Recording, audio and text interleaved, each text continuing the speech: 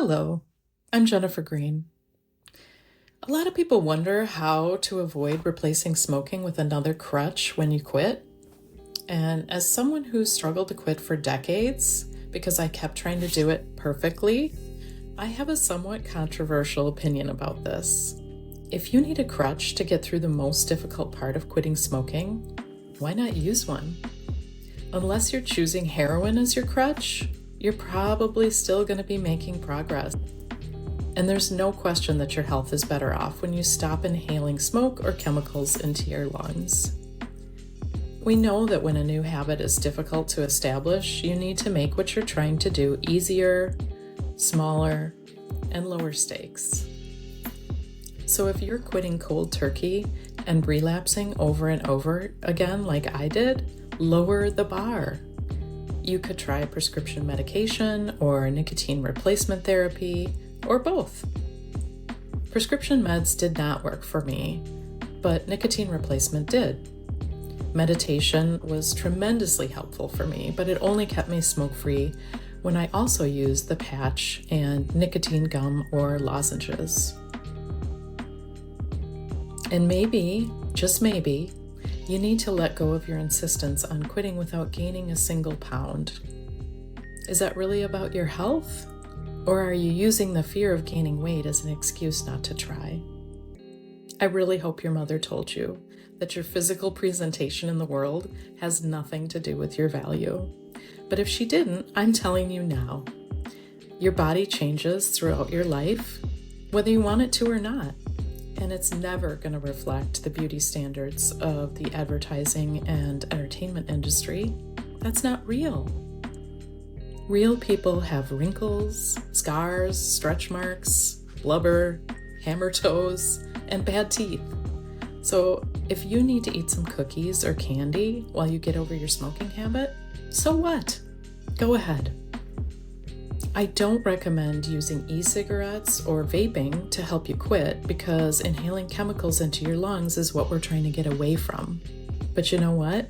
That doesn't mean you can't try it. This is your life and your quit. Everyone is different, and the tactics that work for one of us may not work for you, and that's okay. But the strategies for behavior change are the same for all of us. First, you need to understand why you smoke, so you can find other ways to meet those needs. Figure out what gives you pleasure, contentment, and solace. While you retrain your brain to produce pleasure from healthier habits, you might also use a crutch or two, so you don't have to get through a long period of what's called anhedonia, which is the inability to feel pleasure in activities that are usually pleasurable. Anhedonia typically peaks during the first week of quitting and decreases over the next several weeks. But the key word here is usually. If you find yourself clinically depressed for months when you quit, you might be a good candidate for prescription medication or nicotine replacement therapy. I'm not a doctor, so you should talk to yours. Second, you need a reason for quitting that outweighs every excuse. Grounding your why in your own values gives you an internal motivation that matters to you. Not punitive, I should quit reasons that will only lead to resentment and, take it from me, rebellion when you're under pressure.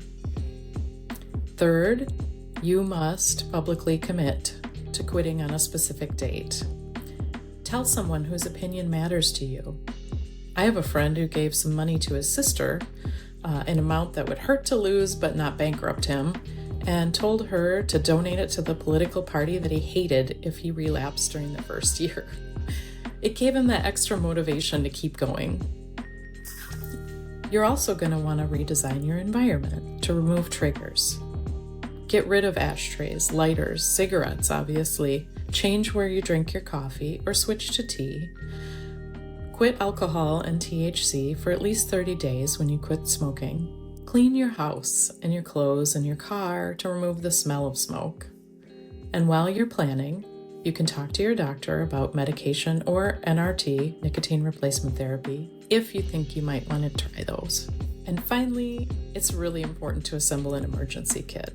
I recommend having a mantra that you say to yourself every time you're tempted to smoke that helps to shift your identity to a non-smoker instead of a smoker who's just trying to quit.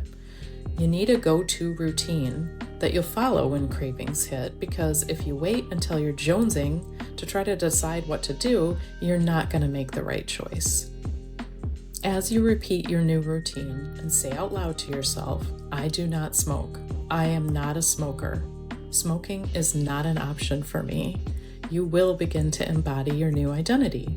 And with time, you won't miss smoking at all. When you get there, you'll be much better equipped to address the couple of pounds you gained or trying to wean yourself from therapeutic nicotine. I'm creating a 7-day mindset reset that walks you through each of these steps in just 20 to 30 minutes a day for 1 week. Comment reset if you're interested. It's only $7, and if you complete it, you'll have all the tools that you need to quit for good. I know these science-based methods of behavior change work because I've been smoke-free since 2016. Come and join me. Take care.